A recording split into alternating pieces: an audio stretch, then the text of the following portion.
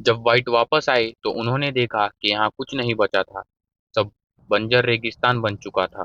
सिर्फ एक पेड़ जिस पे क्रो या फिर क्रोटॉन लिखा हुआ था। ये बात है लेट 16th सेंचुरी की, जब इंग्लैंड की रानी क्वीन एलिजाबेथ द वन थी।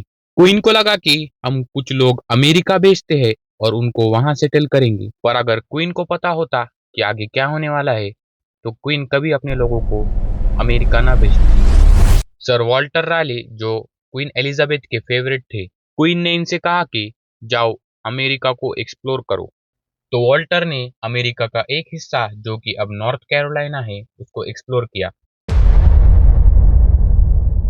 उसके बाद 1585 में रिचर्ड ने कॉलोनी बनाई रोनोके आइलैंड पर, जो कि अब नॉर्थ कैरोलिना है। पर आसपास के ट्राइब के साथ लफड़े हो रहे थे और इनके पास सप्लाईज भी नहीं थे और यहाँ के कंडीशन भी अच्छे नहीं थे।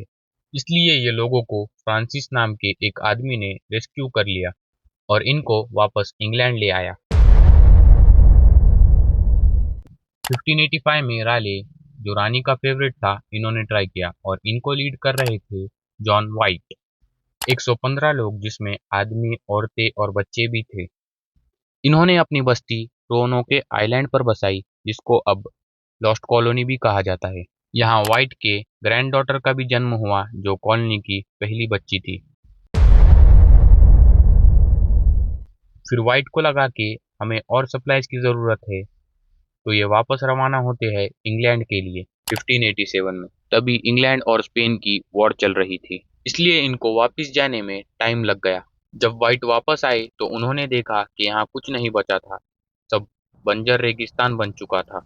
सिर्फ एक पेड़ जिस पे क्रो या फिर क्रोटॉन लिखा हुआ था। व्हाइट को लगा कि वहाँ के लोग क्रोटॉन ट्राइब चले गए हो, पर वो वहाँ खराब वेदर के कारण जा नहीं पाए और ये मिस्ट्री अभी भी अनसॉल्व्ड है। कुछ लोग कहते हैं शायद वो लोग दूसरे ट्राइब के साथ ज्वाइन हो गए हो, और कुछ लोगों का मानना है शायद उन पर दूसरे ट्राइब के लोगों ने हमला किया हो। कुछ लोग ये भी कहते हैं कि शायद वो लोग बीमारी या फिर भुखमरी के कारण मर गए हो। पर ये स्टोरी अभी भी अनसॉल्व्ड मिस्ट्री है। इसके बारे में आपकी क्या राय है? कमेंट में बताएं।